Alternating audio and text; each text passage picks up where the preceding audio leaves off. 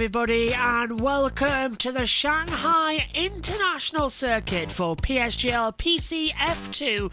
This evening coming to you from this fantastic circuit. Been off the calendar now for a couple of years in Formula 1, but it's a true delight for esport drivers. In terms of the calendar coming in, this is it then, round 7.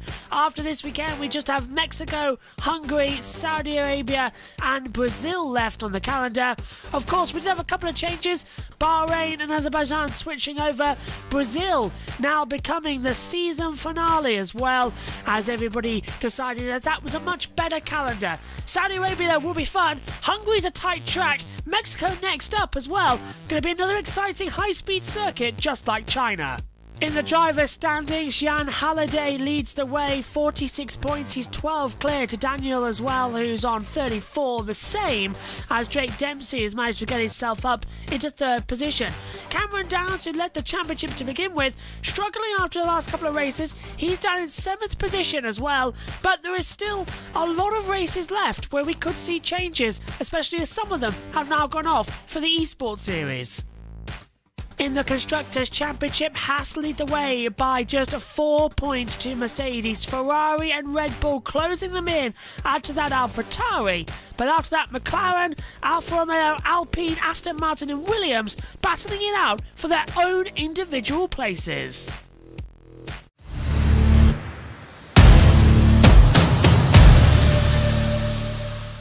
Let's take a look around the Shanghai International Circuit, a 3.387 mile circuit, 16 turns in total as well. It's a fantastic flowing circuit with a tricky first sector. Drivers love it, fans love it. It's a shame it's not on the calendar. Get a good exit out of the last corner and hurtle down towards turn number 1. Maximum use of the DRS and ERS power as well. Flick the car in as well. Still stay on full throttle until you start braking mid-corner. Turn 2 creeps up on you as well. A very tight right-hander. Drop downhill. Very tight left-hander. Low on power. Smooth on the acceleration of the exit. Otherwise you're going to lose rear grip and spin around. Now down towards turn 4, 5 and 6 as well. Hard on the brakes, drop all the way down, 3rd gear corner, tight inside line, and now we begin getting into the 2nd sector, the more flowing sector as well, but doesn't mean the difficulty decreases. Double left as well before double right, very hard to keep the car in circulation as well. 9 and 10, favourite corners on the track. Take as much curb as you can. Full throttle at the exit through 10. Hurtles down a small straight for an opportunity of overtaking in towards turn 11. A banked uphill section of the track for a long sweeping 12 and 13. And a right-hander that leads you down one of the longest straights in Formula 1. So long, it gives you an opportunity to get the DRS open only after halfway. Now, 8th gear, flat out, singing the revs as you approach the braking zone for turn 16, the hardest braking spot on the entire calendar. Very much a tight hairpin. Now, the last corner of the track, very difficult to get right. Got to flick it at such an angle that the car sort of keeps you in a straight line. You'll be protected by the curves at the exit, across the line, and that is a lap of the Shanghai International Circuit.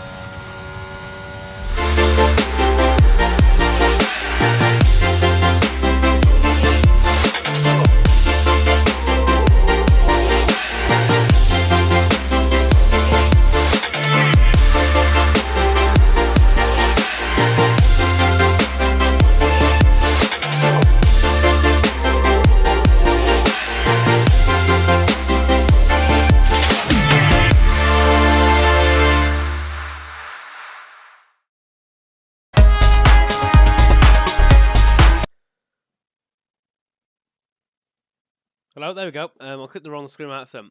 Sorry about that. Welcome everyone back to F2. If you missed this first intro, we're here for the 7th round of the championship here at Spain. Spain? China. I don't know where we got Spain from. I don't know why I'm on the other side of the world. In my head as well. Yeah, but we're here in Catalonia, you know, just in China, Shanghai, just a bit left of it. Well, yeah, we're in China. Shanghai, China, to be precise. Which one of us has been commentating all day again? It must be this year, isn't it? I think. But yeah, so we're at China. Great track. Obviously, we was here last week for WR, so I've got a bit more experience around that when it comes to watching the racing.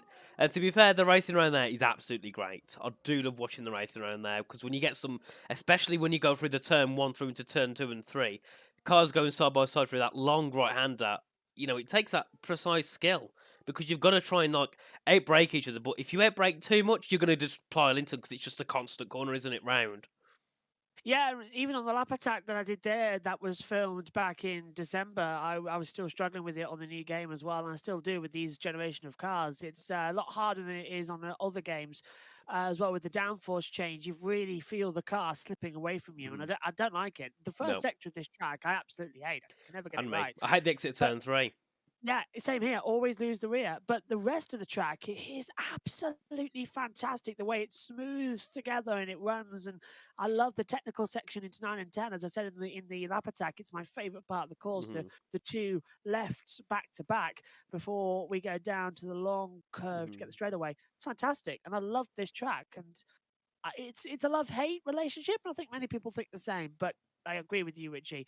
I was here a couple of months ago for the E Series actually before you took over leading the comms. I was on as well, filling in that day on the co-com role, and we had a great race at Shanghai with mixed weather. It looks like we could be in for the same today, which is even better.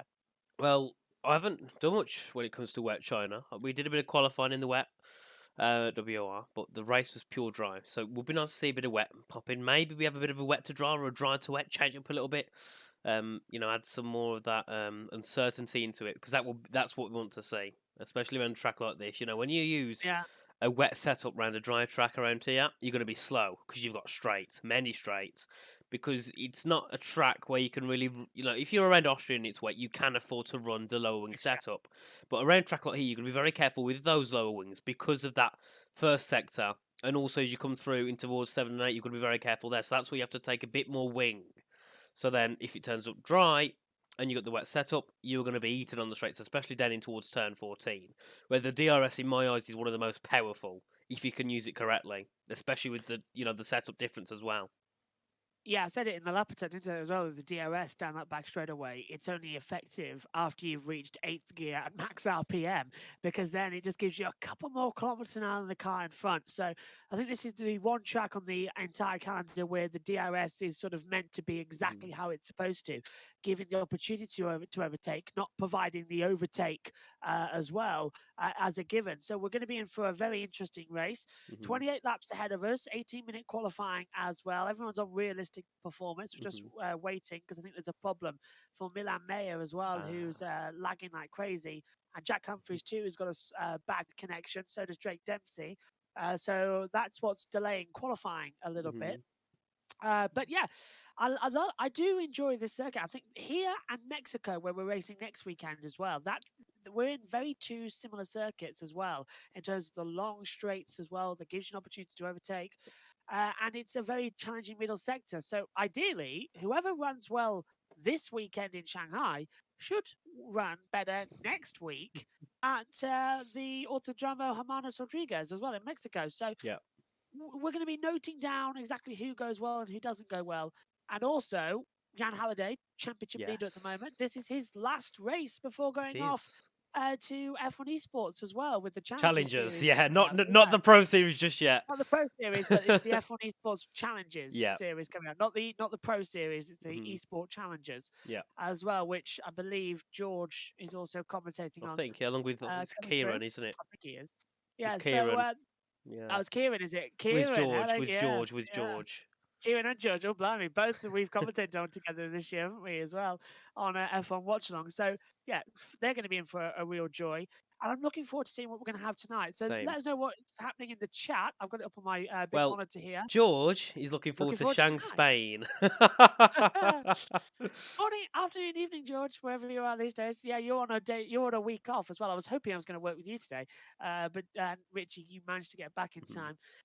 We're 10 seconds away, though, from qualifying getting underway. They've sorted out their little issues that's delayed the session, thankfully. So they're all readying up and qualifying will be underway. And crucial thing now is we need to see if it's a dry or wet quali. We do. That could interfere it. We've got 3 reserves driving today. We've got Kevin Ballas in the Red Bull. We've got Jack Humphries in the Williams. He's moved up from F3.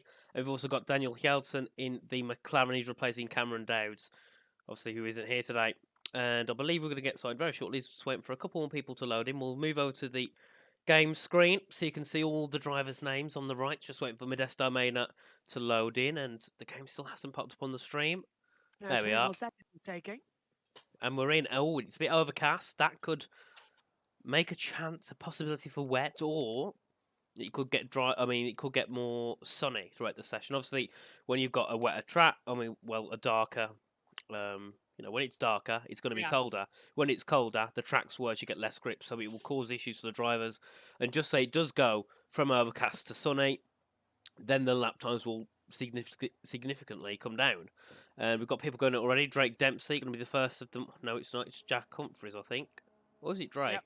It's one of them. Qualifying is underway, 18 minutes then, and everybody's out there, by the way, Richie, on soft compound tyres, so it's not raining on the circuit. We just can't see the damp patches yet. It's a dry track, and out comes Kevin Baltes as well in 8th position in the Red Bull this evening, and he's the first out, and Drake Dempsey is also going out. So you were right, Richie, both Red Bulls venturing out to the circuit. Well, a lot of people going out early. I don't know if that means it could be raining possibly, or it could just mean we just want to get out and get some early laps in. Kevin Ballas, the first of them all to get out. Obviously, he's got his teammate just behind Drake. Third in the championship so far, drawing, well, you could say joint second on 34 points with, I believe, who's second now? I've forgotten completely. Well, taking a look at the standings to take into second position, we went through it just before the session got underway, of course. Daniel, how could I forget? Yeah, Daniel and Drake level on 34 points. Tycho Hardy's on 30. Legend up to 29 points. Bogdan Molder on 27. In fact, if you look at it, we've got a total of, I think, 35 points separating the top 14. And they're all still in contention for it as well. So after we get the drivers leaving to go over to the challenges, we're in for a really close title fight. Cameron not racing this weekend isn't going to be as a harsher deficit as we may have expected it to be. But the championship leader, who won, of course, season opener, was doing incredibly well up until he ran into problems at the French Grand Prix. Now down to 7th position in the standings. Yeah, and that's not what he wants. And obviously missing this weekend, yes, it's not as big as a disadvantage as it would have been if we still had people like Jan racing at the end of the season. But still, that is a disadvantage there because you've still got people like Dan.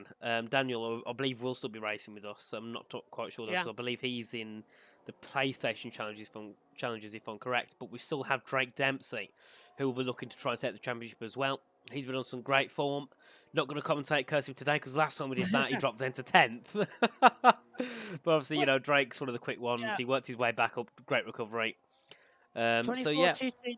Sorry to quick question there. 24.229 then for Kevin in the first sector. This is the tricky part I was talking to you about. It's 2 lefts, then 2 rights back to back, and it unsettles the car as well. And this is my favourite part, 9 and 10, because you can go flat out on the throttle and just bound it up towards the apex for turn 11 and 12. Great uphill battle here that some of the drivers struggle with, because if you just clip the curb, the car gets rocked on one side with a little bit of a bump, and it can just spin you around in a 360. Now you open up the taps as well, and down this very long back straightaway, whereas you can look already, 8th gear, maximum RPM, and then bang, you hit the DRS zone as well. It's over 335 kilometers in the proper race speed. At the moment, we're not seeing that reached. No, because people will be running different setups. Most likely they'll be running setups with higher wing just to help them with an advantage in that first and second sector. And let's see what time Kevin Ballas can put on the board. He'll come towards the line. It'll be a 31. No, it won't. It'll be a 32.0. So very close, but just not quite what he wants. Drake Dempsey also going to be going up to the line. A 31.7, 3/10 quicker immediately. We've got Gianpietro Orgiano, who's currently coming down in towards turn 14. Vincent Knight goes second with a 31.86. Well, very nice lap there. Vincent Bogdan goes quicker just by 0.06 of a second with a 31.8. Daniel Kerr goes up to second. Let's see what Orgiano can do up to the line. Goes fastest at 31.675. Solaris Fires currently coming through. He's let off, I believe, on his lap. He's currently coming down in towards turn.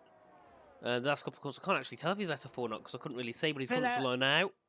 Floris! Quickest. There we go. There's the F3 champion showing what he's got in his second race. 1:31.5 to kick off. And coming across the line, then one of the Alphas. That's Jeremy, who goes into second on a 1:31.637. And somewhere along the line as well, I was watching Oscar Villacampa down in 19th position as well. 51.985 in that second sector. And Jan Halliday on his lap time takes third position as well. And now we're watching as Simon comes out the last corner up to the line as well. Yep, and the Komsky only 13th position though. Yeah, low. Oscar Villacampa is directly behind him as well, goes across the board, only manages 15th, so a slow lap from a driver who's usually quite quick in qualifying.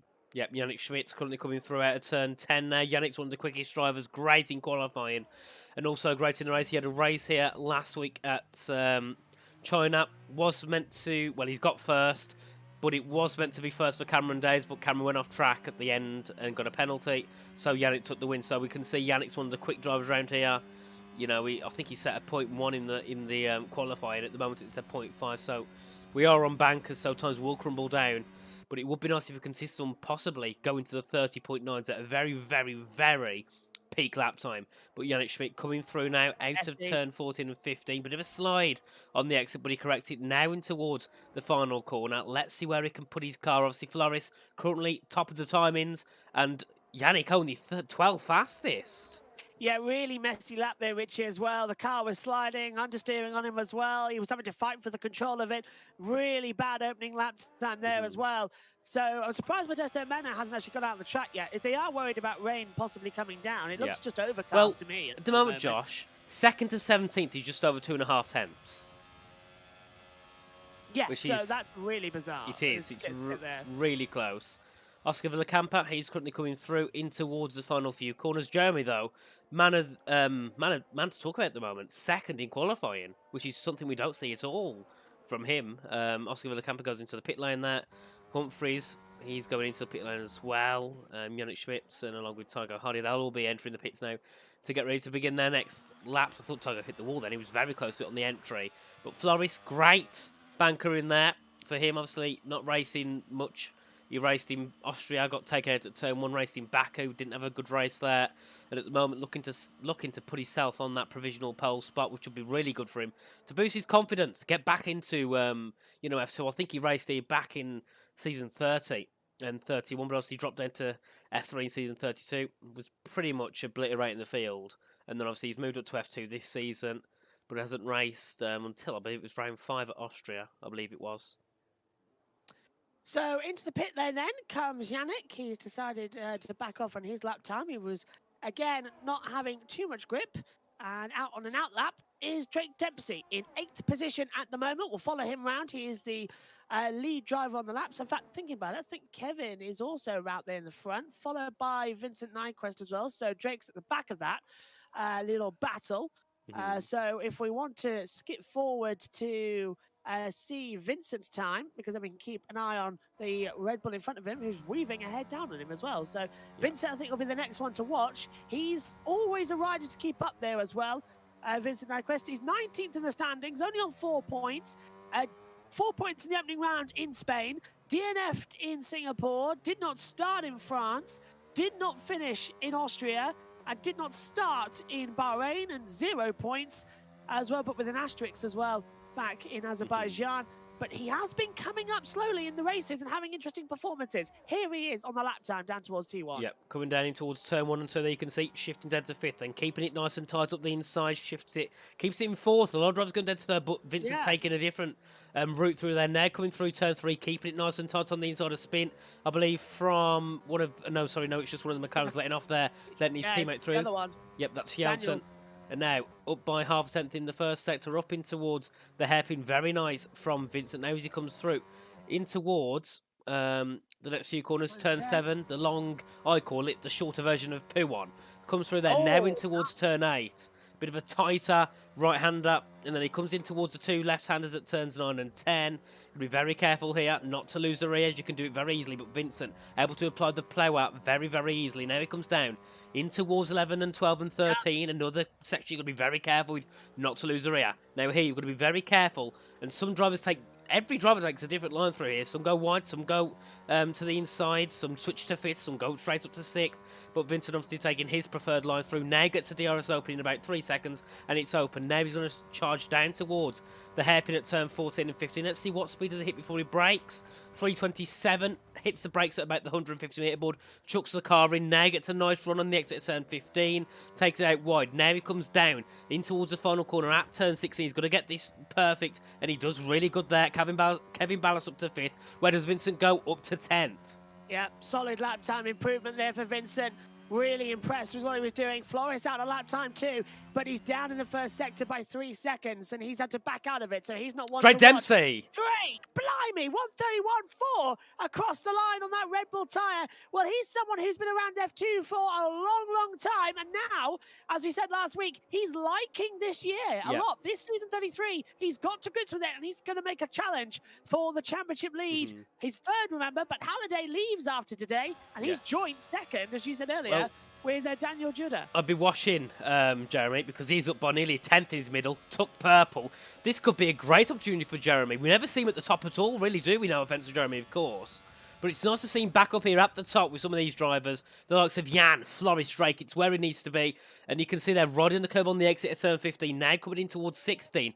This could be a great lap. And Milan Mayer goes quickest by 5 thousandths to 4:17. What can Jeremy do, though? Up to the line. Goes third fastest. 27 thousandths behind the back of Milan Mayer. 4 thousandths quicker than Flores Fires. Daniel Kaya goes up to 5th. With it's unbelievable. It is. Thomas Lamina now up to 5th. 44,000 between the top 5. Phenomenal.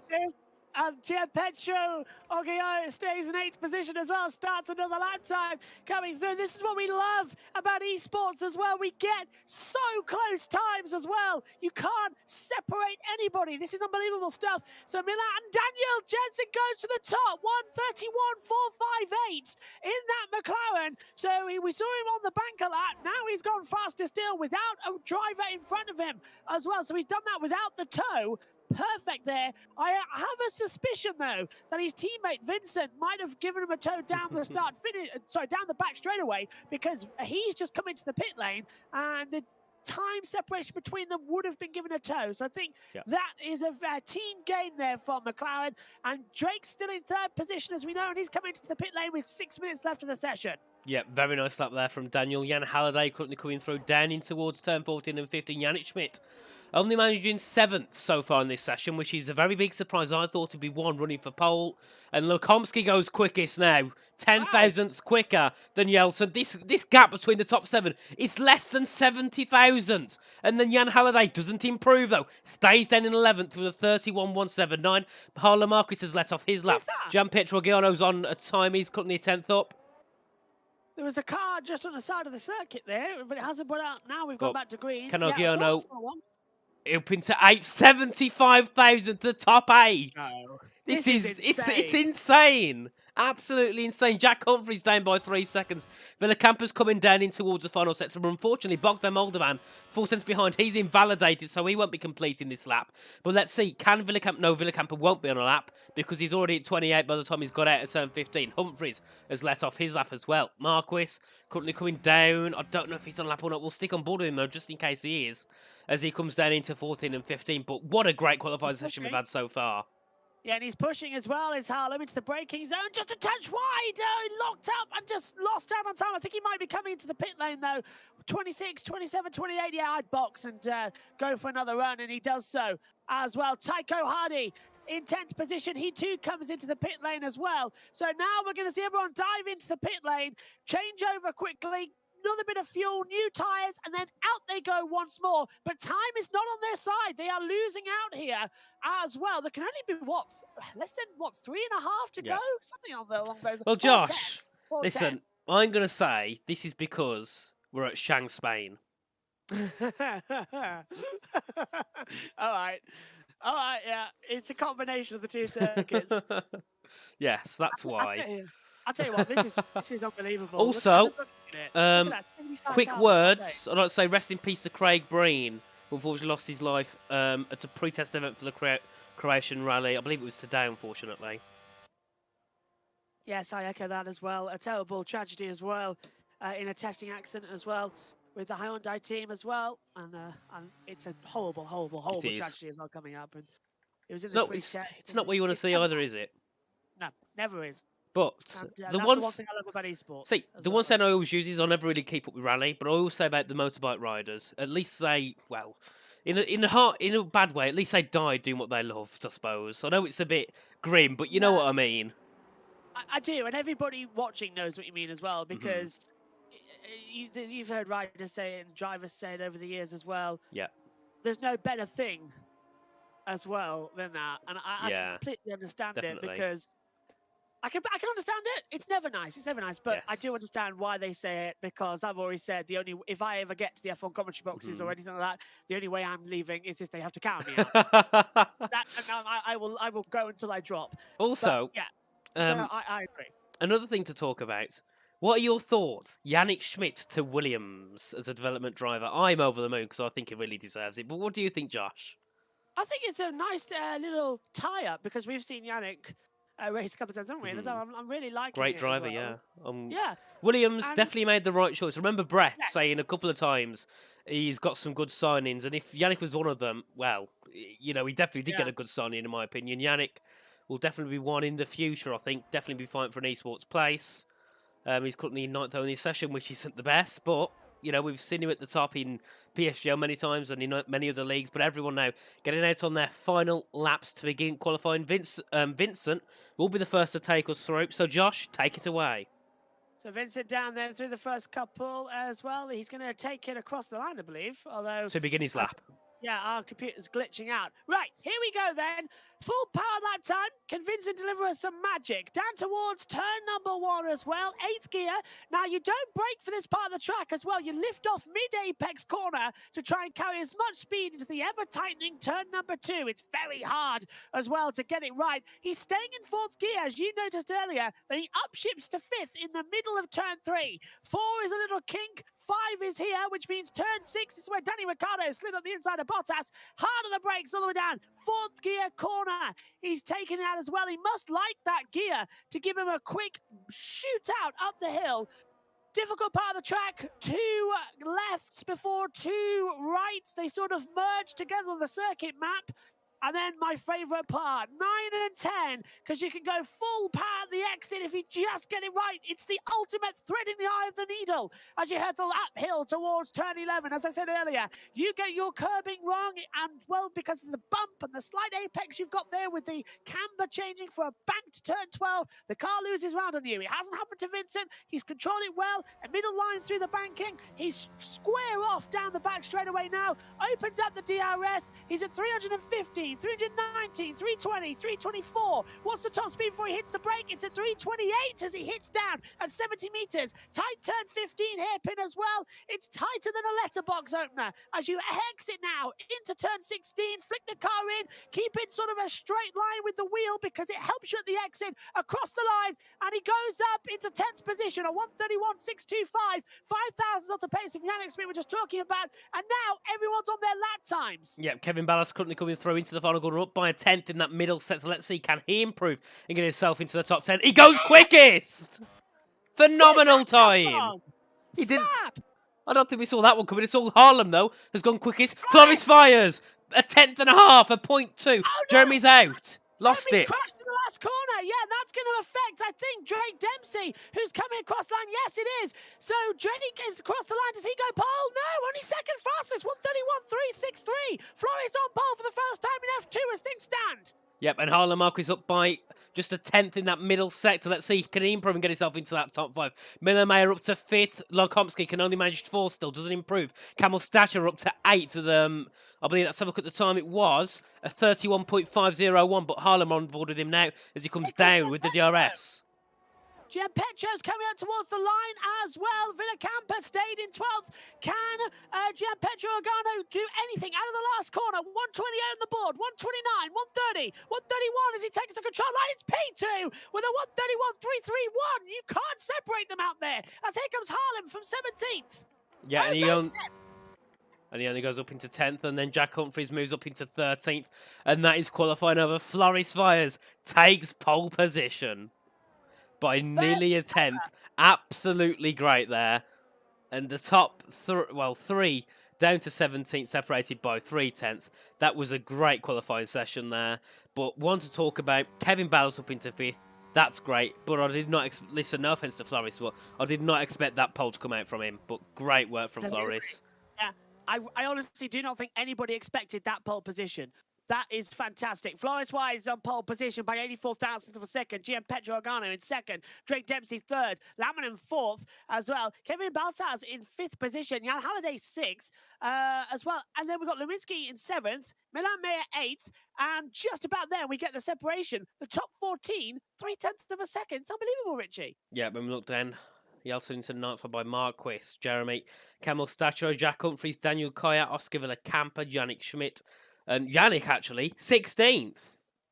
We've said that term many times before last year in F1. But yeah, 16th for Yannick Schmidt. Vincent Nyquist, Tucker Hardy, Bogdan Moldovan, and then obviously I believe it could have been a ban, qualifying ban for Modesto, hence why he finishes last. Flores has just tweeted, pole! The PSGL in China with a flame emoji as well. I'm liking and retweeting. And we're back to the overcast conditions. I don't know how we're going to call this one down to turn 1. It's going to be interesting. Obviously, Floris back on pole's what we like. And there we are. Joey says Veloce data analyst on pole. Well, he is what is he? The engineer leader or something for TF10. So that could have maybe given him a bit of psychological hope. Hence why he got pole. I'm standing up now. They're a better duo than Hungarians and new equipment. I'll give you one. Europeans and cheats. Okay. Oh, by the way, that's not mentioned to anymore. Though I'm just saying in general. I couldn't say one country, otherwise I'll be flamed for it. But I'm just saying in general. Do you know that's akin to James Hunt as well, swearing live on air, and Murray Walker just had to go. Okay, 1:11 now. So we're just waiting for the players to come in. That's what the signal's saying. Go on then, Richie. Who's going to win this race? Floris Fires. Okay, I'll go with you on that one. I think it's going to be close, though. It will, but I'm hoping Floris can do it. He deserves it. I've never been more tense at the start. It's his first ever pole position in F2. And of course, Flores was in F3. He was last year's F3 champion, progressed back up on the climb back to esports. He jokingly tweeted the other day as well, maybe I've not got a career back in F1 esports as a driver, but maybe as an engineer. Well, he's working for it. He's working for it. He's been doing a lot of work recently. I was with him the other day in a VC. He's doing a lot of work. So hats off to him for that. And we're still waiting for players, which is not a very good sign. No. I'm now taking a look in the F2 general chat to see if there's anything coming through. Right, that we no offense, but my bet, Camel Stature has got internet problems. Possibly so. We did see earlier on he was having issues, didn't we? So that's why we're waiting. Not just in general. Here we go. Got the countdown. That's perfect. We have the 25 seconds. So you're going for Flores. And what about safety cars? It's a very tricky first sector. Anything coming up? No. So you're going to go fine. Yep, perfectly fine. We'll have a safety car midway through. Okay. I'll take you on that. Let's see what's going to happen. Prepare for pedal to the metal here in Shanghai, China. George is going to like that one. Here we go. Eyes to the lights. 3, 4, 5 in China. Lights out, and it's a good start from Flores. Gianpetro's going to have to come alongside and down towards turn number 1. And though, here comes Drake Dempsey trying to go around the outside. Gianpetro's going to lead into turn 1. Flores takes the high line, jumps the door. Off goes wide, goes Gianpetro, losing 3 positions. Drake takes second, and then Jan Halliday into 3rd position. Kevin's now in a battle with Lemonski as well as Milan Mayer coming through. Flores, though, very cheeky at the start, but it's all action further back as we head down towards turn 6. Yep, and we're going to need 3 wide into turn 7 here. Oggy up the inside of the Altair and the Red Bull, and that's a close one. They go with 3 wide on the exit. Bit of contact here and there, but they make it through perfectly fine. But Drake on the charge for Floris Fires. Jan Halliday already 7/10 off, and that is, I believe, the Aston Martin. No, sorry, the Alfa being overtaken by the Red Bull as they go through in towards turn 9 and 10. The inside line for Kevin gets through on the inside, but Lukomsky fights back round the outside, goes off track, and for now it's Kevin up into 6th. But let's see what Lukomsky can do. Yeah, Camille off in the background. Vincent Nyquist dropped back down into 20th as well after being forced off at the top of the hill. And unfortunately for Gianpietro Organo as well, he's being used as a battering ram out there on the opening lap. Down the long back straight away we come. Floris Wise leads. Daniel Jensen, by the way, up into 12th position, passing Yannick Schmidt. They've dropped back. My screen's frozen at one end as well as they come side by side down the back straight. Yours too has, Richie. Yep, and we got Modesto and Yannick fighting. Daniel and Camel down in towards turn 14 and 15. Daniel breaks later, takes the inside line over Camel, but Camel tries to push him in. Let's have a look at the tyres quickly, as I can see many different colours. There we are. So we've got mediums, hards and softs all on the board. This is great when it comes to strategies, but as Jona Martin said, there is going to be some some rain. Jona, I don't know what's up with the graphics. They change every time I log onto the game. So we were expecting the mix of weather to play a factor. It is happening as round goes Jack Humphreys, down and out. He's spun round at turn number 1. He hasn't damaged any of the winglets. He'll keep going. Daniel Jensen now down to 13th position. It's all happening in the midfield as well. He's under pressure with Yannick Schmidt looking through on the inside line. Yannick takes 13th position back. And of course, Jensen can't do anything. Modesto Mena into 11th position. The two fighting further up as well. A little bit of a twitch there. That was from Camille. He drops down to 13th place under pressure then from Jensen. All happening. Everyone's on different tyres. Everyone's on a different strategy, and they're racing until the rain. That's why we're having so much carnage in the opening laps. Everyone wants to get those positions early. Obviously, Yeltsin, Harlem, and Milan, the only ones to choose that hard tyre. Which either means they didn't get told of rain, or they think the rain's going to come a little bit later, and by the time the rain comes, the mediums will already be dead. But we'll have to see what happens. Modesto going very early on his and going on to soft, so he thinks the rain will be here very, very shortly. You'll only get really 7 or 8 good laps around here on any soft, well, around any track on any soft tyres, really, before they start to die. And Ballas getting on Orgiano, down in towards the braking zone at 14, can't gain. But we'll have to see what happens as we come through now. Down in towards turn 16. Floris Fires still leads the race 6/10 over Drake Dempsey. Then 4/10 behind is Jan Halliday. And Floris goes fastest. No, Thomas Lammerman goes fastest with a 3.56. Very great start for these top guys. And Orgiano, despite having that issue down at turn 1, he's built it back up. He's back up into 5th.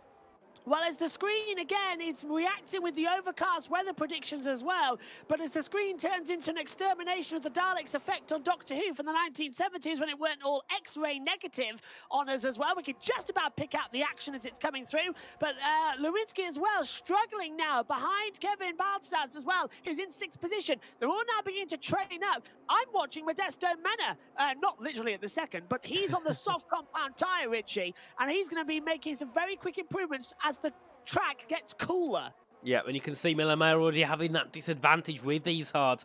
Nearly second out from Lukomsky already. So now it'll be a time for Daniel Kyle to try and get through on the Williams. Get through and then get back into this train. Otherwise, it's going to be very difficult for Daniel to try and keep within this train. Because as soon as Milan's out of it and starts losing time and Daniel can't get through, then this gap just grows and grows and grows to the top guys. And then we look further down. Modesto trying to get through in Harlem. Harlem's about 8/10 back off Daniel, so he's not got the ultimate pace so far, but he's on the harder tyres, as we can see. So we will, of course, be so. Let's see. Does Modesto try and get a move? I don't think he's going to be close enough. But Daniel, however, might be to the back of Milan. Milan goes up the inside. Daniel round the outside into the braking zone at 14 and 15. Milan takes the inside, goes a little bit deep, bit of contact. Go a bit of a switch back here for Kaya. Can he try and get through? I don't think he can. They're going to go round the outside of each other. And there we are. No. Kaya just breaks. Then gets the DRS on the exit of 16. Those they now go down towards turn 1. Let's see. Is this advantage going to work for Kaya and get through? I think he does get through. He does get through. Fantastic then from Daniel, not panicking at any point of the circuit, knowing exactly where he needs to go and exactly what he needs to do, and he's done it perfectly. He moves up into 8th position, and Nyquist back up into 17th. Yep, and on board in Milan. Sorry, Moldovan's dropped down to 18th in this race. When did that happen? He started near the bottom. Yeah, shuffled back massively, didn't he? Because I thought he started 15th. I think he did, yes, somewhere around that gap. Look further down, and we got Yannick Schmidt trying to get a bit of an advantage on Modesto Mena. Obviously, Yannick qualified 16th, moved up to 12th now, putting some pressure under the soft runner. This is a great opportunity for Yannick to show his raw pace through here, and we'll just see what he can do as he comes through now in towards 9 and 10. Very nice. You can see he's right in the back of this Mercedes. Nothing Modesto can really do to the pace of Yannick, but it's Harlem leading from Modesto from Yannick. This little battle here for 10th place. And we go through now. The DRS will be activated as they come out to turn 13. and it'll all be about who gets the better exit and who will get through and get themselves up into that next position. But watching Yannick, he's gaining on Harlem. I mean, sorry, on Modesto, but so is Modesto gaining on Harlem. But I don't think it's going to be enough for any moves to be made. No. Into 14. Let's see, does Yannick break late? No, he sticks behind for now. Goes for a bit of a dummy move, but sticks it back in to the train as they come out of turn 15 now. And Jan also getting a bit closer to Drake, but Drake obviously having that DRS advantage on the back of Floris, being able just to hold on to that second place very nicely. As we head now out to the final corner, Daniel Kayat goes quickest to 35.001 as we now begin lap 5 of the race. Yannick Smith still gaining, nearly hitting the back of Modesto there as they go into turn 2 and 3. And He's been pushed wide! Sorry to cut you, yeah, Modesto was pushed wide with that little tap from Yannick, and that's allowing Yannick to have a little sniff around as well. Modesto's going to have a compromised exit out of turn 3, and now watch on the run down towards turn 6. You saw Modesto twitching with the car. Yannick, I don't think he's got the pace, actually, because of the soft tyres of Modesto. It's helping him stay ahead with the advantage. Yeah. But his tyres are going to go off quicker, and he's not getting ahead. Oh, Jimmy's round, he spun. Oh, no! He had a bit of an incident with Tygo Hardy. Tygo pushed him wide, unsurprisingly, on the exit of the hairpin. He went off track, then lost the rear on getting back onto track, and he spun round and just went into the grass. Luckily, no damage caused, which is great. But looking back up at Yannick Schmidt, still trying to get down on Modesto Mena, down in towards turn 11, but just can't. You know, he can't get quite close enough, even though you can see he's got better pace. He just can't make it because of DRS. He's that much powerful to Modesto, but Harlem this time hasn't got DRS. So now we could see a different result of the DRS as they go down to 14 and 15. The DRS train has been broken. Can anyone benefit down to there? Harlem is so vulnerable to Modesto. Manny's looking to keep in maybe a late braking, maybe thinking about it, but under braking. Harlem has the acceleration. Look how much they all closed back up in the braking zone for the hairpin as well. Really close stuff. Coming out the last couple of corners. Lap 6 of 28 then with rain in the air in Shanghai. Floris Wise leads by half a second to Drake Dempsey in second position. Now we're seeing the overtakes out from Modesto. Man on the inside with the second phase of the DRS, taking 10th position. Yannick Smith passed as well. Marquez down into 13th position. Can Yannick take it to 10th? He's trying to go around the outside. Almost 3 wide. Here comes Harlem once again. Can't filter back in. Yannick Smith stuck in 11th position. But Modesto finally breaking free into 10th with that second bout of the DRS cherry that you mentioned earlier, Richie. Yeah, very nice. Obviously, Harlem had no DRS then into turn 1. Oh, a bit of a lock up for Yannick. And it also allows a bit of contact between Yannick and Harlem on the exit. That was a very close one there, and the gap's now 7/10, so Yannick's got to gain it back in. But sure enough, Modesto's tyres will start to die very shortly, within the next 3 or 4 laps. That will then give Yannick yet again another bit of an advantage. But the issue is, just say Modesto pits in 3 laps and the gap stays the same as it is now, then Yannick is 2 seconds behind Milan. So realistically, Yannick wants to get through on Modesto ASAP, get back into the 1 second Milan, and then keep yourself in this train. But Milan himself, talking about him, he's nearly outside his 1 second gap to Daniel himself. Let's see, does Milan have DRS? Because I think he might have just about been outside, and no, he just about gets it. So he was very close. But now Yannick is going to be Harlem is defended from Camel Stachera down in towards turn 14, and they go side by side, inside for Camel, outside for Harlem, into the braking zone. Harlem brakes a lot later, they touch, they get pushed off track a bit there. That also allows Daniel Yelton to try and get Harlem Marcus in towards turn 16, has to back off for now, but he will get DRS and possibly a bit of a better exit. Yes, he does get a better exit on the back of Harlem Marcus. He goes in towards turn 1. And further ahead as well. Can the McLaren get ahead? Yes, he does perfectly. Harlem's going to try and hold it around the outside. Daniel Jensen, though, will take the position. Oh, Harlem's not giving up without a fight as well, as Yannick Smith was gone ahead, back ahead of Modesto Mena. Still side by side now. Daniel's been forced around the outside line, coming through 3, but he'll have the cut off into 4, 5, and 6, which is the 3 corners coming out together, and he takes it. And now going up the inside, Tycho Hardy fancies mugging Harlem 2, and now here comes Vincent Nyquist. Oh, it's not worked out at all for Harlem Marquez to be mugged at every opportunity tonight. Yep, not ideal at all for Harlem. He's been mugged more than a man in Birmingham as he comes through now in towards 7 and 8. And Vincent also on the back of Tygo Hardy trying to get an overtake there, but I don't think he can do so as they now head down towards 11, 12 and 13. Yannick Schmidt, he's lost time now to Milan Mayat. The gap's 1.7. He needs to get it back into a second. Otherwise, he's going to be put at a disadvantage, and the fight won't be for for the top 10. It'll be for 10th or below. Gotta love the Birmingham Sander. Jonah, I hate living here. You know, I've got to put as much Sander as I can on the place. And Camille looking to gain on Modesto Manor as they head down in towards turn 14 and 15. Not close enough just yet, but he will most likely have a bit of an advantage because you can see now Modesto tyres are starting to die.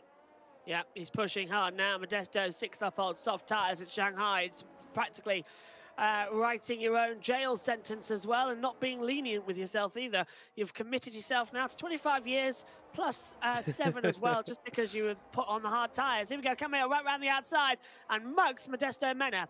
Well, that's not often we see a Mercedes getting mugged. And again, think back to 2021. Is that your new word, Josh? I've never heard you say mugs before, but today you've said it about 1,000,000 times. And back up the inside, but a bit of a spin for Modesto. That was a close on that as we come out of turn 4 and now in towards the hairpin. This is also allowing Yeltsin to try and close in on this as well. And you can see these hard tyres starting to work a little bit more now over the softs. Well, a lot more over the softs, and it won't be long, I don't think, before we see the hard tyres outpowering the mediums. But it's not really going to help Milan Mayer too much because he's got 8 cars ahead on mediums. If he was in second with hards, it might have been a bit of a different story, but for now I don't think he'll be able to get much of an advantage, being as he's stuck in this trainer. And as we've seen with Yannick Schmidt, even though you're quicker, even though you're quicker than the others, it doesn't really mean much, does it? If you're no, it doesn't. Yeah. If you can't get through the DRS end. And Cameron's dad says, catching up from our hotel in Inverness. Oh, posh for you, Jim. Welcome in. Have a nice time. Have a nice time in Inverness. By the way, Yona Martin said in the chat around about 5 minutes ago that the rain was due in 10 to 15 minutes. So that's either 10 or 5 minutes away, depending on what it is. So how long can these soft tyres run for Modesto Mena? I think he might have to literally just take the L at this point, as Jetson knocked something inside line. Not going to get it, but the track temperature. Oh, Vintage round, he's lost it. No, he's done it again. Lost it just on the exit there of 15. Nothing you could do about that, but Yeltsin now on the back of Modesto Mena as they head down in towards turn 1 yet again. Modesto going defensive, and Yeltsin up the inside, nearly into the wall there for Daniel Yeltsin, but he fights it back. Modesto is going to go up the inside, then pushes Daniel with the contact there. Daniel's going to try and fight it back up the inside of turn 3. It's like what we saw at Brazil with Verstappen and Hamilton, but luckily they're both going through Modesto's round. And he nearly hit Tycho Hardy. Modesto dropped it on his own power. That's the tyres going for you. Yep. No grip. Round it goes to turn 3. Exactly what we were talking about could happen. But that was almost... Daniel went straight towards the pit wall. It's like watching Senna and Prost in Portugal in 88. Just dramatically towards the pit wall as well. And just kept it full throttle. Modesto had no chance to defend that as well. It was touching through turn 1 and then he just dropped it coming out of turn 3. Nothing that Daniel did there wrong at all. Well, it's just once these tyres start to the grip loses, and once you've got no grip around a cold trying to shine a track, it doesn't really mix, does it? Tongue-tied there. Yeah, it was. What was it? Once you've got no grip in China, I don't know why I lost. I don't know why the tongue twister happened, but it did. Why you got no grip at a cold China track? Cold China track. There we go. Yeah. It's a very tongue twister. And Luke Humphrey says, "Love the Spanish." Tiger Hardy. Yep, this will be easy. And he gets through with ease. Hard tyres are going to be dropping off the cliff as well at this point because the track temperature is now going to start shifting. So the hards aren't going to be as optimal temperature as the mediums are. So that move was inevitable. Yep, as they now come through in towards 15, well, in towards turn 16, Modesto Mena has left the session. So I think he's probably angry with that spin he made.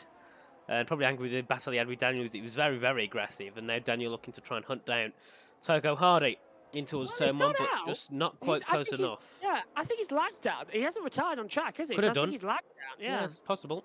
And at the moment, still, Flores Fires leads from Drake and Jan. Nothing happening at the top of part of the field just yet. But now I've said that, it'll probably change around dramatically. As we head now down in towards the hairpin. This is turn 5, isn't it, the hairpin? Yep, 5 and 6.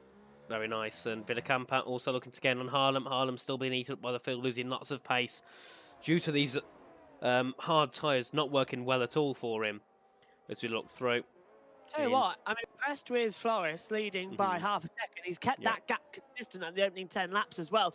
Drake hasn't felt the need to push. They're all the top 8 being very respectful of each other and just waiting for the rain. Yep, and I'm sure Yona also mentioned in the chat that it will go back dry at the end. Did he? So that could chuck something into the works.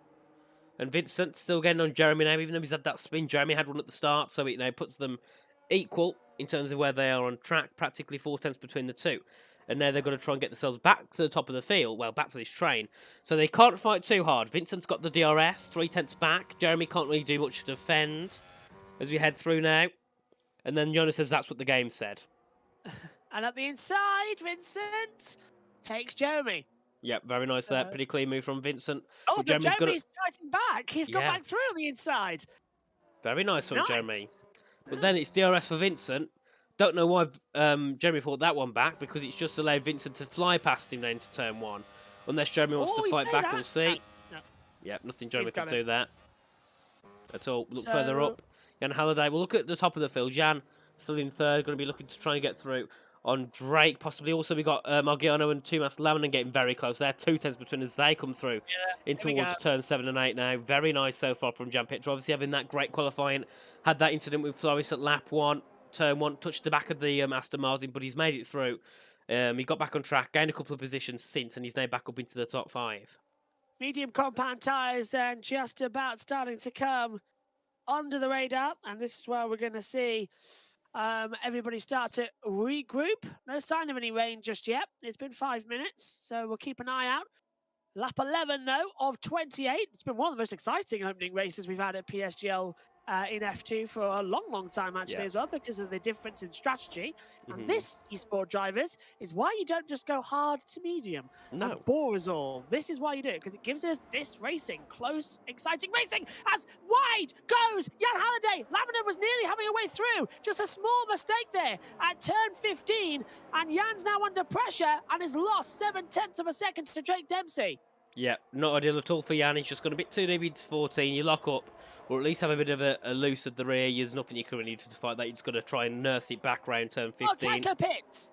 And so does Jack. Yeah, so they've... Well, that's brave. If it's going to rain, then either that's intermediates or it's a... It's not intermediates, no. It's not raining yet. Well, we've seen that before. Do you remember in, where is it, Singapore? And now Noel says there's no rain expected.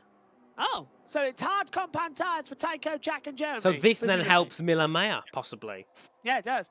So the rain that was predicted is now not coming. But what I was going to say was, do you remember in Singapore earlier on this season where it started raining, but we were under safety car and everyone came in, put on intermediate tyres? Yes, Bogdan, remember? We kept saying, what's he doing, what's he doing? And he won it, yeah. He put on the inters. It took 3 laps under safety car. Then the rain started to come down. Yeah. And he won it. So it's a bit like he's here as well. I thought, you know, why is Matthias van Erven pitting onto wets when it's clearly not wet? Everyone else is on inters. Yeah. Then we understood at the end when he won by 12 seconds after being 30 seconds back. Yeah, that was that type of thing that you get to see, don't you? So trust the drivers as well, more than our commentators. Yeah, trust the process. Well. Yes. Have faith in them. They're not all Ferrari mechanics as they come through. I went there. You just made a few Ferrari fans probably kill themselves. Hey, I've got a Scuderia Ferrari flag up in the side of this commentary box. I can see it from where I'm standing up here. Let me up, Jelson. Passing Camille.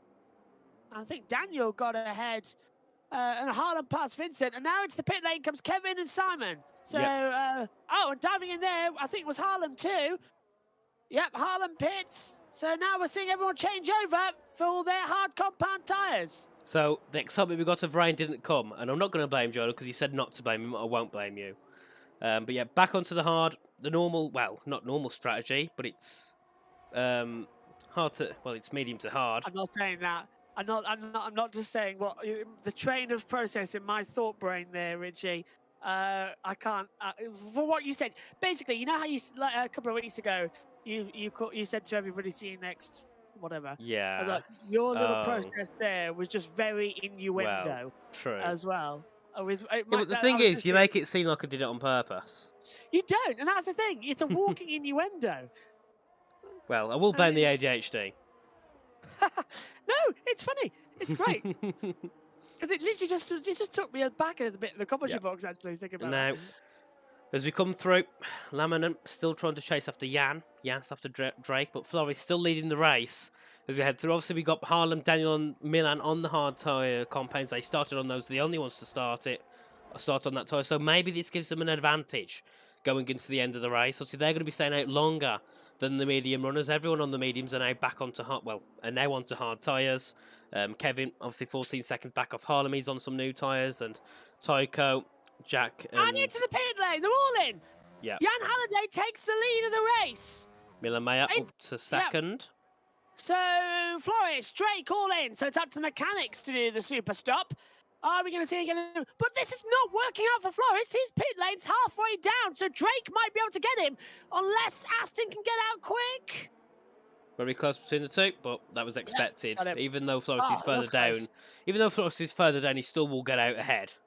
Otherwise, Yeah, it wouldn't be equal, and no one would want cars at the back of the grid. I was only thinking because there was cars ahead with Floris, if a car would go past him, and then we'll have Floris just behind, so the game would stop Floris from leaving, and Drake would go past him. We've seen that happen before with jumps in the pit lane. And here we are, big battle. Daniel, Simon, and Kevin. This is for 9th place as I head down towards the hairpin at turn 5. Let's see. As Simon goes around the outside, Daniel at the inside, bit of contact between the two. Kevin's going to get one. Can he get the second as they come through down to turn 7? Kevin Ballas getting the profits off that into the lane with Daniel. Close. And that was close to an incident between Daniel and Kevin. But Kevin there getting through. Very nice. Well, it's the difference between the tyres as Simon gets it to the side. Oh, the Monsky into Daniel Jaculo as well, just hitting together. And they're still side by side, coming down towards turn 11. And Lemonsky just staying ahead there of Daniel. Do you know, I am having more fun standing in the commentary box than I ever have in esports. This is proper excitement. Honestly, I'm having more fun than we did in that race 2 seasons ago in Belgium. Do you remember when everything was exploding? Yes. It's Belgium. just because this is the ultimate unknown, what we've got in front of us, and it is fun action. I can't be taking all these slander in the chat. You've had Yoda and Wilson tell me I've lost it. Well, have you lost? Maybe I worded that incorrectly, or I just completely forgot. I have been awake for like 15 hours. Yellow, and it's what is it? Bogdan Moldovan? Surely not. It is. Bogdan Moldovan having a spin, coming out of the last corner, and a miserable day in Shanghai is getting even worse. Jan Halliday filters back into 6th position after his pit stops, and now Floris in 4th, having a battle with Drake for the race lead as Leminem is up ahead of Halliday. Yeah, obviously Halliday pitted a bit later. That's not worked out at all because also we got Argiano trying to get through on Halliday, but he won't be able to get down into the hairpin, but he could do. Down in towards turn 7, he went for a late break, went for it, but just couldn't make it work. Drake, 4 tenths behind Floris, so this is currently the battle for the net lead, but depending on how Milan Mayer's pit stop could go, he could also be looking to try and challenge this leading 5, position. Because obviously he's going to be pitting onto mediums, he will be a lot quicker than the hards. As we go through now, Drake looking to try and pressure more. Argiano gets through one. Jan, but Jan still tries to fight it back. Also, we got Kevin Ballas looking for a move on Jan in towards turn 11. Does get through. Jan goes a bit deep. Tries to get it around the outside. Bit of close there.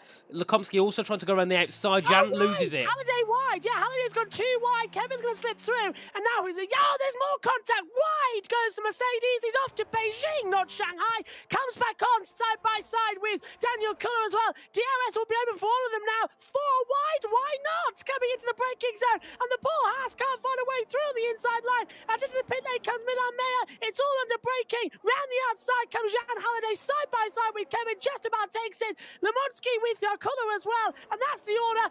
Kuller trying to go around the outside. Lemonsky takes the position. Fabulous couple of corners. Jan Halliday, 11th to 8th in one corner. Well, 2. Great there. Milan Mayer pits and Milan Mayer comes out behind this little battle here with Lukomsky. It was close. Whoa, it's just with it as well. Milan's going to be forcing back and wide, and yeah, he's right in the middle of it as well.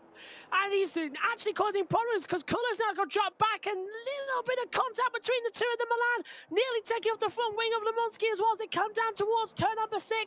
Are we going to see a slipstream from the Haas driver of Daniel Kuller trying to go around the outside as well into the braking zone? Gets forced off. Big kick of oversteer for Lemonsky as well as they're trading places side by side once again. This time Kuller on the inside, Lemonsky around the outside, holds his foot in it and says, "You're going to have to get through me with the entire Roman army if you want my position." And he's up into 10th with the last points paying position. Lukomsky, really good there through that section to hold Daniel off.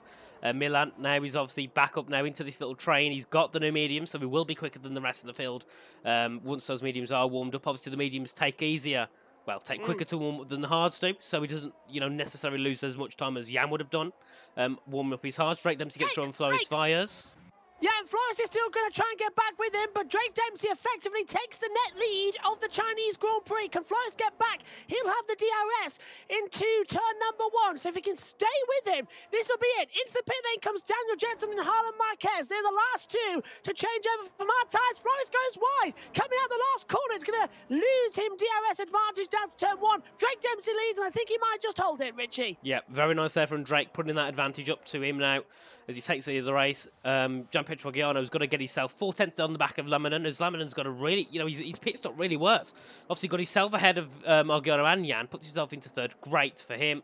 And obviously Jan's got the DRS on the back of Argiano. Obviously he's up into 5th now, so Jan, besides having that big mistake on his outlap after the pits, it's worked well, and he's got himself back up into the top 5. Yeah.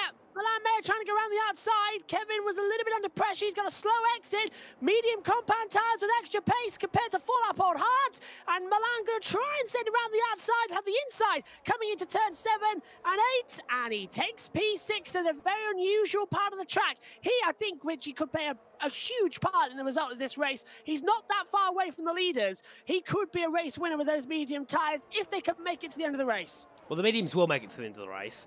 But well, in terms of competitiveness, we'll have to see. Competitive hards, yeah. But Milan's got some great pace so far. Now he's really pushing. He's after the back of Jan Haller. The gap's 3 tenths between the two as they head out of turn 13. He's going to get him down to turn 14. If he uses his ERS, he'll get his DRS open. Let's see. Has he got enough pace to get Jan down into turn 14? I think he has, but Jan's going to defend the inside. Milan backs out just for now. He's going to have to try and get him out of turn 15, which he does. But a big slide.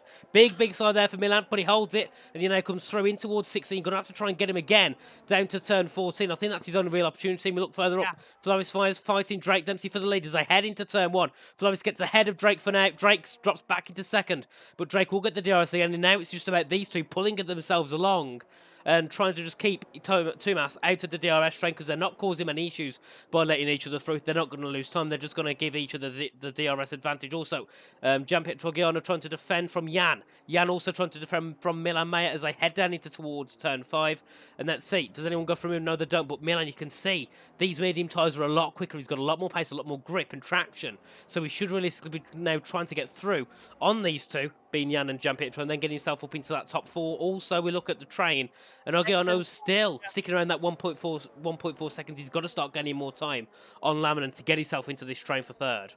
Jensen's past Villacampa as well further back, but yeah, you're right. These medium compound tyres for Milan Mayer, they've got to be used ASAP, and the gap between the leaders is increasing, and he's being held up by Argiano and Halliday, so they need to get that out of the way. This is going to be it, the prime opportunity down towards turn 14's hairpin with the DRS. Good exit for Milan as well. Can he get through? I'm waiting to see that DRS flick open as well as it opens now down towards turn number 14. Will he have the run on the inside? But don't forget, Halliday's got DRS as well on Gianpietro Giano. Still, he thought about the move, Richie, dive bombing. It's that by the track. Does he go? Vincent's out of the race. He's gone wide, coming out of 18, and he's hit the barrier. Vincent Nyquist is out of the race. Is that going to cause a safety car? There's cars in the zone as Milan Mayer trying to go around the outside, up the inside line, in towards turn number 1, towards the pit wall, and takes 5th position. Yeah, I missed that one there because I was on board with the cars that were looking at Vincent to try and see if there was going to be a safety car. But there wasn't, because Vincent's completely off track. Now up the inside, it's Milan and Jan still fighting for that 5th position. And Milan gets through. Now his next rival is Argiano. He's got to try and get him now, possibly down into 14. That'll be his best opportunity to get through. And then he's got to claw back at that time to Tumas. But because Tumas hasn't got DRS on Drake, Tumas is still at a bit of a disadvantage because he can't use his DRS to pull him along with his top 2. He's got to stick and just try and wing it and get himself back into that train. Harlem overtaking Jack Humphries. That's down at the exit of the hairpin at turn 5. Also, we've got Yelton and Camel fighting. This is for 12th. We'll look a bit further down at this.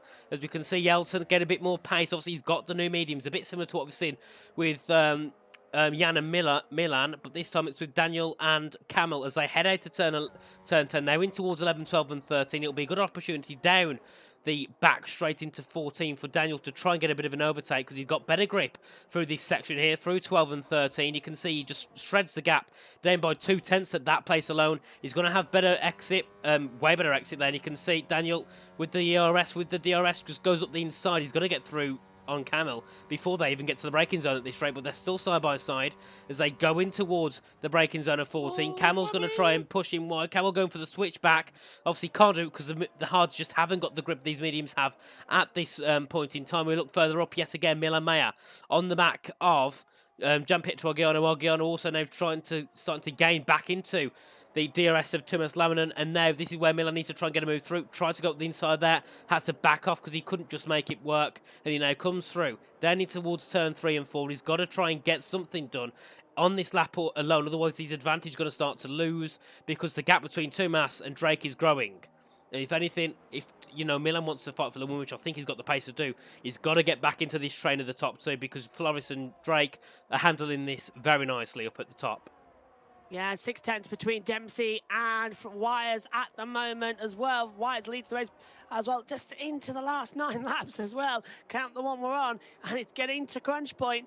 And Milan Meyer's medium compound tyres can only last so long. He's stuck behind Gianpetro as well. He got held up, and now the gap in front. Gianpetro doesn't have DRS on this lap, and it's the first time he hasn't. So Milan should be able to make the move down in towards turn 14. If he gets a good exit here out of the banked turn 13 double apex. Now 7th gear, ERS power activates. Up now into 8th gear, DRS now as he pulls down towards turn 14. He'll go for the inside late maneuver, and Gianpetro is easier to overtake than Max Verstappen getting through the entire field back in Saudi Arabia. Yeah, very nice there for Milan. Up into 4th now, his next rival, Thomas Lamanen, who's about 1.1 seconds ahead. So he's only got a 10.5 to gain on Thomas before he can get himself back into that train. But he's got to make sure he doesn't have too much threat from Argiano behind, because one small mistake could cost him a lot of time as they head now into turn 1. Argiano close, but not close enough to get through on Milan, because these tyres, these mediums, they work a lot, especially through this first sector. You've got a lot more grip to your expense. As now Milan comes out of turn 3 and 4, he's going to be charging after Thomas Lamanen. The gap's just nearly under a second now as they head into the braking zone at the hairpin. I think by the time we get to turn 13, the gap will be less than a second, and it could be time for Milan to try and take a podium here in this race. Rich, if it was back in the old days of the F1 game as well, Rich Max 3 would be the strategy as well, and you'll be going as hard as you can. These days, you have to use your ERS battery power for the more boost as well. Oh, how we love EA for that. Anyway, back on we go, out of the last couple of corners as well before the long straightaway, and the gap for the activation zone is at the exit of turn 12, and at the moment, he's done it. 0.8 across the activation line there, 0.8. Amazingly, Richie, he's got the DRS for the straightaway. Yeah, it's great there from Milan. Now he's just going to try and gain. I don't think he'll gain. Yep, he won't gain enough to get through on Thomas this time, but he will gain enough to try and get through on him on the next lap possible. We've got 6 laps remaining after this lap. And then obviously Thomas is 1.5 seconds back. And if Milan can do what he's done to Thomas so far and gain nearly a second in one lap, that chance is also possible if he can get through and get himself after Drake and Floris. But I believe the issue that Drake and Floris have got is they'll also be fighting for first and second, so that could also bring the gap down. Yeah. But now we look, as we head down to turn 1, the gap's 4/10. Milan's still on these better, fresher tyres. The DRS is open, but he's not close enough just yet to make a move. It will be possibly down into 14 unless a bit of extra traction could help him. Down into turn 3, not close enough. Now into turn 3 now. And that was also, I think, Daniel Yeltsin fighting Yannick Schmidt. Yep, up into 10th position then, taking over.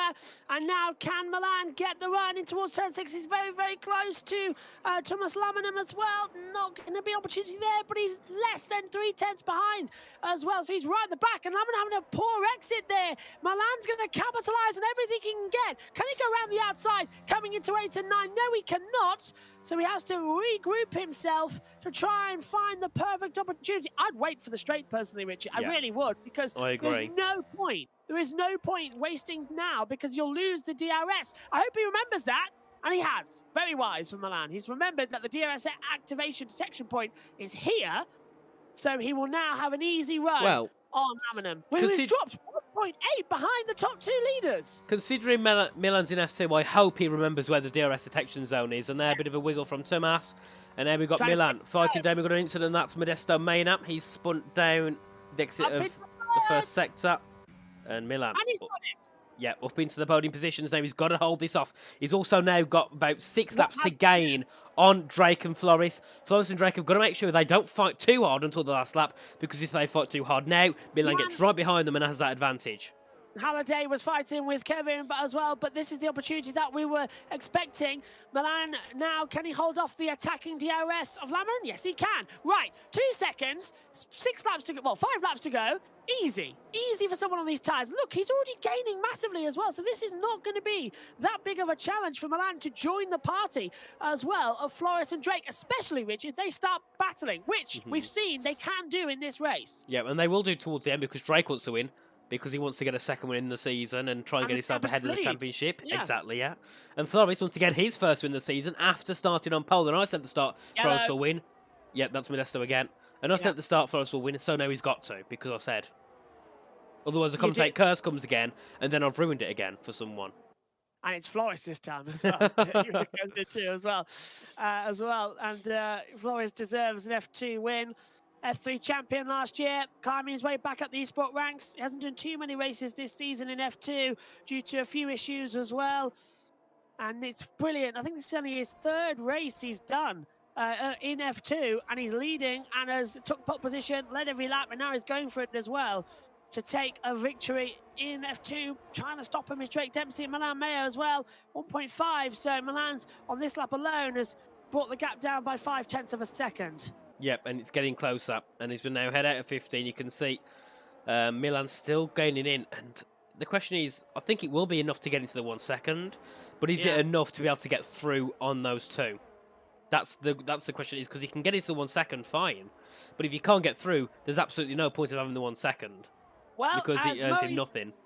As Murray Walker used to say, catching is one thing, passing is quite another. Correct.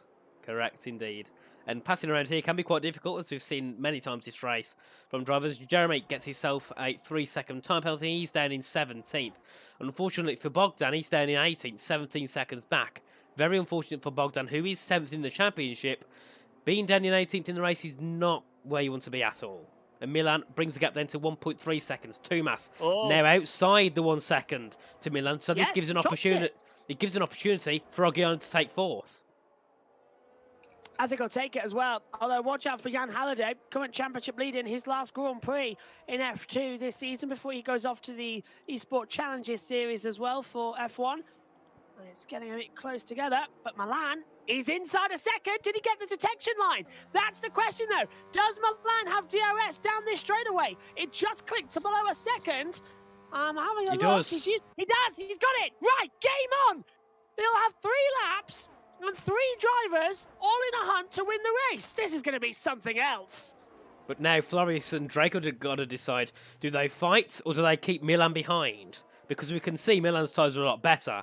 So if Milan gets an opportunity, he will take it, and he will most likely be able to make it work as well.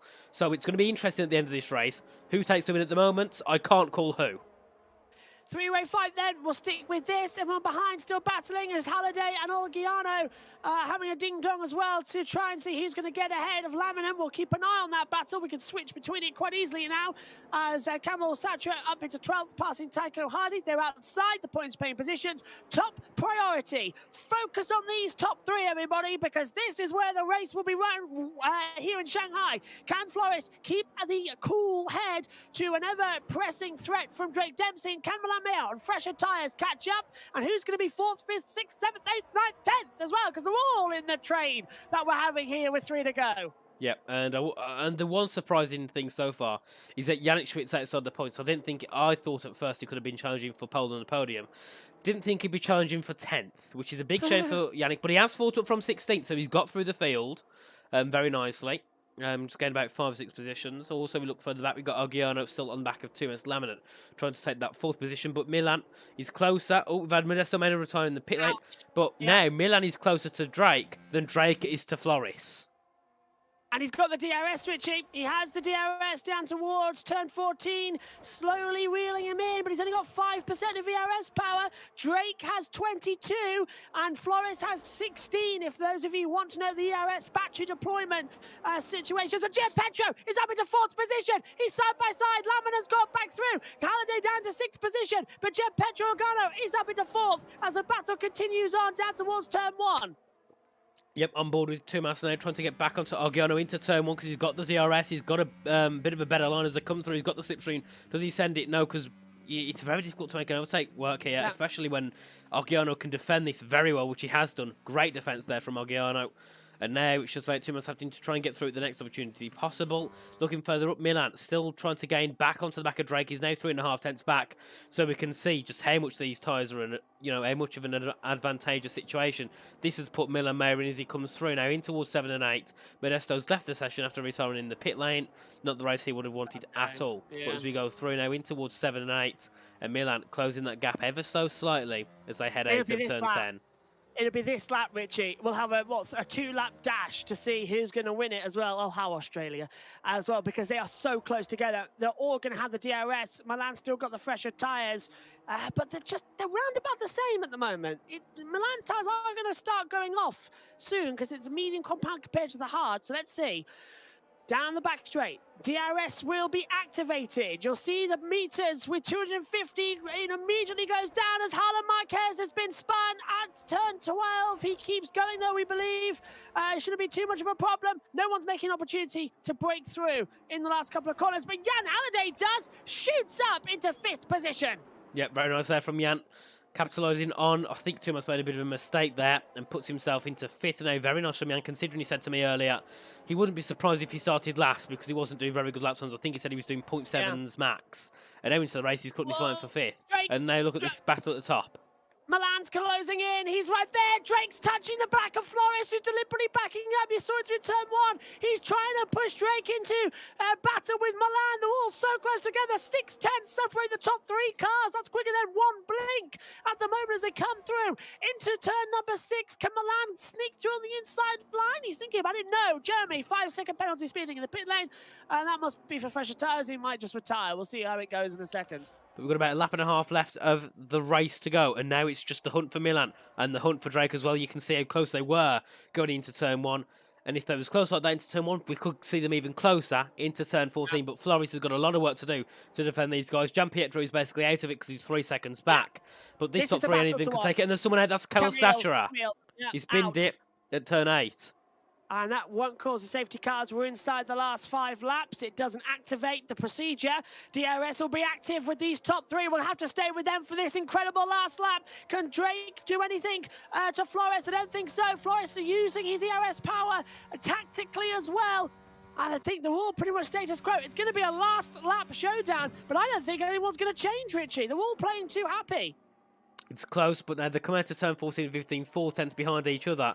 3 tenths now for Drake. Drake's going to have to try and get Flores in towards turn 1 if he wants to make this work. We'll go on board with Drake now as he gets the DRS activation. He closes in, but is it enough? Because Flores is on 9%. Drake's on 19. Sorry. Lamina was very wide coming out of the last corner, so he's having a bit of a ding-dong as well, but he's got back on ahead of Kevin. We'll stay with the top battle, though, because Drake is so close to this, and this is the fight we've been waiting to see all race long. It is, and the fight is finally here, but they've got to hope they can bring on a show. As they come out of turn 5 now, down in towards the hairpin, they've got to try and get this through cleanly. They will do, obviously, because they're obviously not close enough yet to make moves. But when the battling starts, this could possibly end bad for one of them. Yeah. If they battle too hard. Because they all want this win for many different reasons, and they all deserve this win for many different reasons. We're on for a last sector that you've never seen before in F1 Esports. This is going to be something else completely. No idea what's going to happen. Flores Wise comes in as the underdog. He won't have DRS. Drake will, but so will Milan. But Drake can defend and attack. This might go Drake's way for a second win of the season. Into his... Oh, and Flores goes wide. Drake got pushed him on the back and through to the lead. Goes Drake. Flores will have the DRS. Drake doesn't have it. That could have been tactical. Milan's going to go through. Flores has got a puncture. I think he's going wide. Flores has got a puncture. It's out. I don't believe it. He's not going to puncture, I don't think. I just think he's gone wide. Yes, he's fine. But can Milan get it now? No, he can't. Dramatic drama at the end of the race, and it's all down now for Drake to win. Yep, and we come now through into the final quarter. Flores lost it all on the final lap of the race, and Drake Dempsey into the final corner for the final time takes his 2nd win of the season here at round 7 at China. Drake Dempsey wins the Chinese Grand Prix. Milan Mayer with a great comeback moves up to 2nd, and Flores just about keeps that 3rd to the back of Argiano. Flores, I don't know what happened at the exit of turn 13, but he just lost it, went a bit wide, lost it getting back on track, but luckily still kept it ahead of Argiano.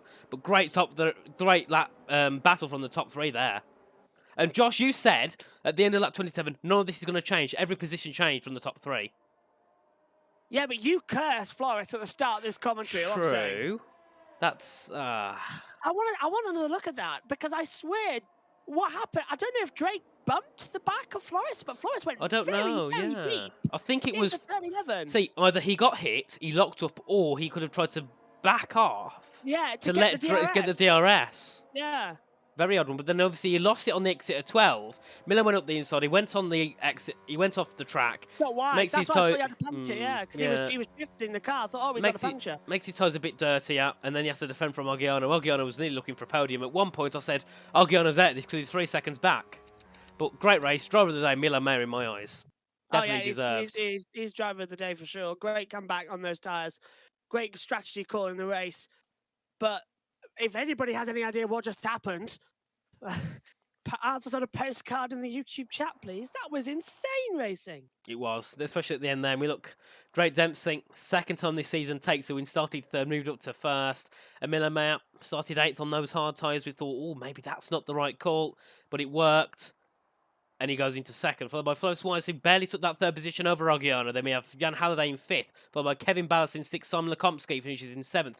Daniel in 8th. Daniel Yeltsin finishes in 9th, followed by Yannick Schmitz, who barely got that 1 point. Great comeback from him from 16th. Then we have Tygo Hardy in 11th, followed by Oscar Villacampa, Harlan Marquis, Jack Humphries, Bogdan Moldovan, Jeremy, Tumas Lamanen, who dropped down to 17th.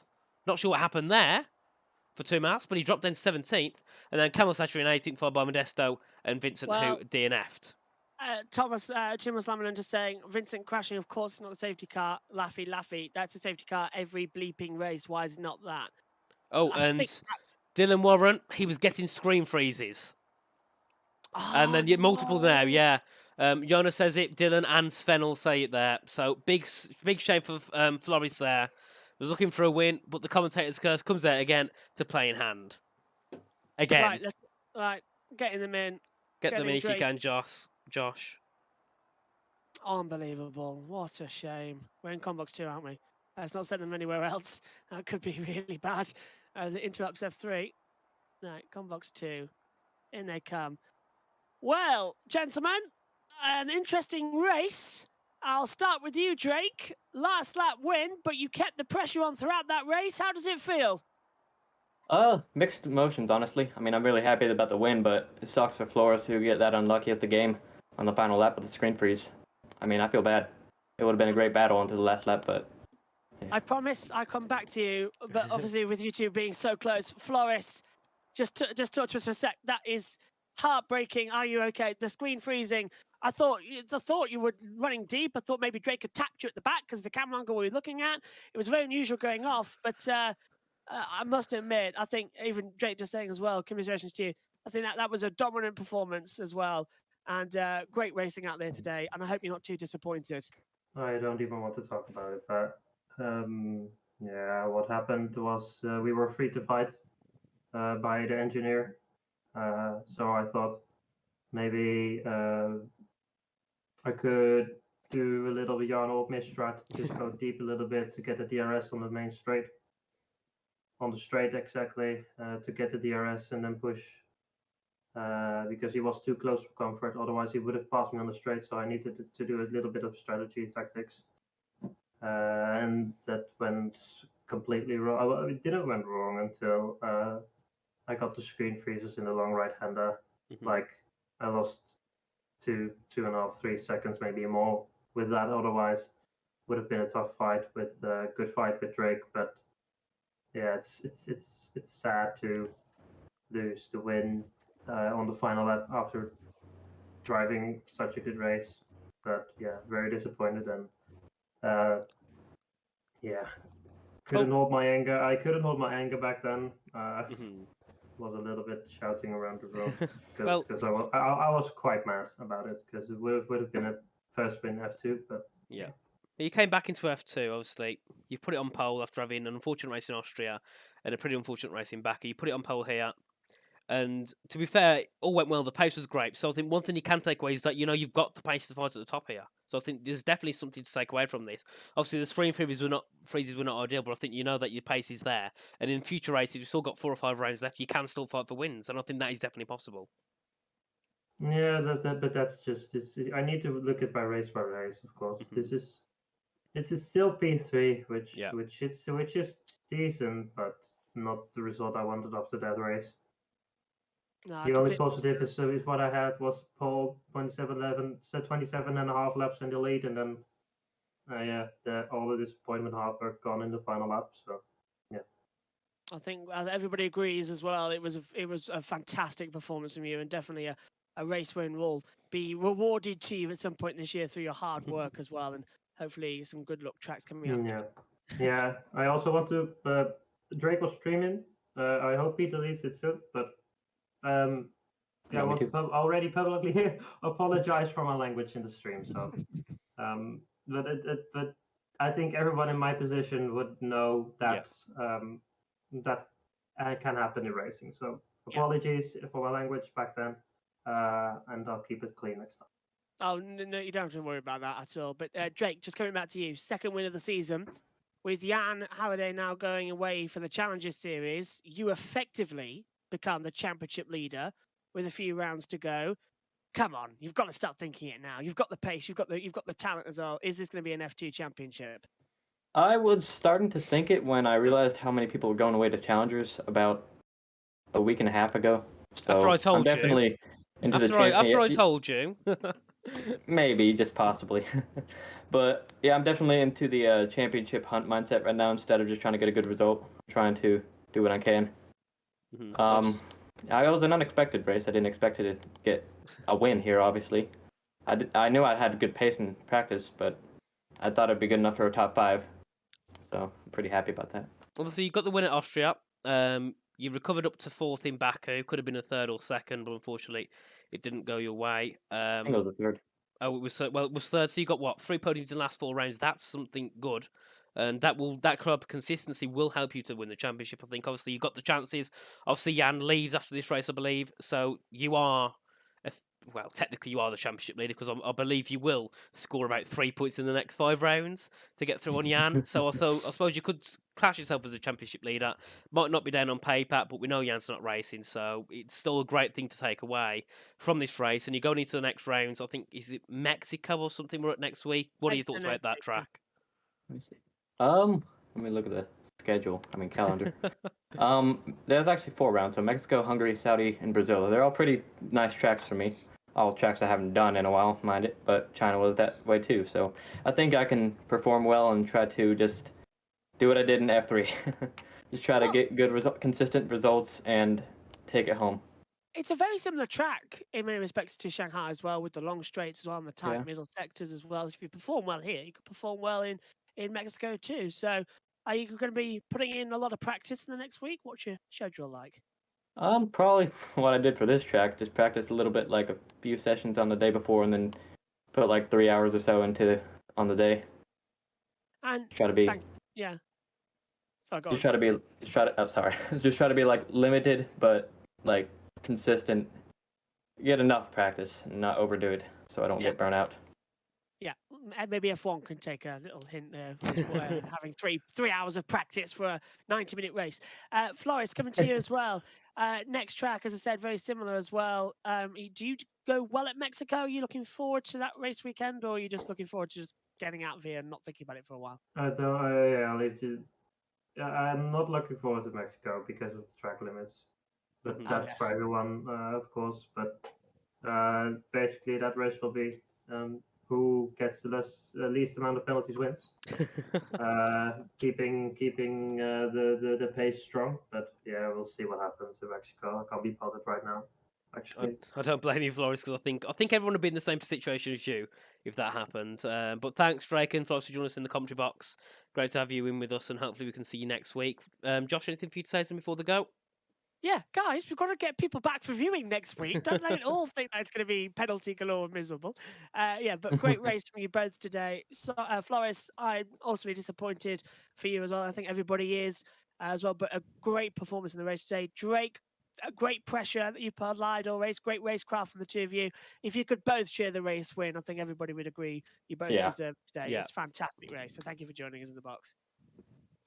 And, well, the race has ended. Let me get the intermission screens back. Here we are. Hello again, everyone. Obviously, great race, great entertainment. Unfortunate for Forrest, who's going to lead the race and win. Great for Drake, who got the first, and also Miller Mayo, who fought back. We haven't really spoke about him much. Fought back from 8th, got up to, I think he dropped down to 11th on the first lap due to his hard tyres. Moved back up to 2nd after that strategy, which at first wasn't going to work because we thought, oh, rain's coming, these hards aren't going to work. In the end, the rain thought, actually, no, we'll not turn up. We'll just go the other way. No, the rain will go to Spain. That's where the rain went. It falls mainly on the plane. So yeah, and it works out for Milan really well. Obviously having those mediums at the end, but I think it was a great race, Josh. I'd say it's going to be one of the top 3, top 4 this season. I think, hasn't it? Even though we've only got 7, still. It was a very good race, very entertaining, very dramatic, and as I said at one point, I was having a lot of fun with it. So it's looking good. I'm just getting all the race results stuff sorted up here in the comms box. But yeah, I'm looking forward to now having a little bit of a relax, seeing what we're going to race with next, and seeing who is going to performed well here today and who's going to perform well next week, sort of trying to see who's going to be good. And we'll go from there. But I think personally as well, we're going to be in for a very interesting last couple of rounds, especially as people now go away for challenges and we get a new championship order organised in as well. And notice we've also had a couple of new reserves in as well. Obviously, they haven't raced yet. Can't remember the names. One of them is Polish, one of them I believe is Spanish or Brazilian. I haven't seen them at all ever, so this will be great to see some really new faces into PSGL, or at least into PSGL this season, at least in F2. And it'd be nice to see them next race if we can. Get a few new people in and try and change up the pecking order a little bit more. Obviously, Drake technically leads the championship in my eyes. Going to the next round, I think, still followed by Daniel in 3rd, 2nd, because obviously Jan will not be taking part in the next races. So it's going to be going down for a great championship, and also we've got Cameron still in it as well. He's got a lot of work to do. He's about 20 points back off Drake, but he can still do it if he can get a good couple of possibly wins, podiums, and Drake has an unfortunate race or two. That can then just get Cameron back into it. So there's lots of things that can come into play for many of the drivers who are still fighting for this championship. But I think it was a great race, great entertainment. Thanks everyone for joining us in the chat. Josh, anything there for you to say before we go off air? Weekend off again for many people. No F1 action. Just want to remind you we've got some cracking MotoGP and Long Beach action as well for IndyCar. So if you're starved of F1 action, go there. We've got the PS series coming up as well, and a lot of action coming as well. So lots still to look forward to in esports and racing communities around the world as we lull the gap for F1. But there's a load of other series that are equally good racing. So do go take a watch. Well, thanks everyone for watching, and we'll see you next week for round 8 of the championship at Mexico. So have a good week, and we'll see you then. Goodbye. This broadcast was brought to you by GT Omega, proudly supporting PSGL.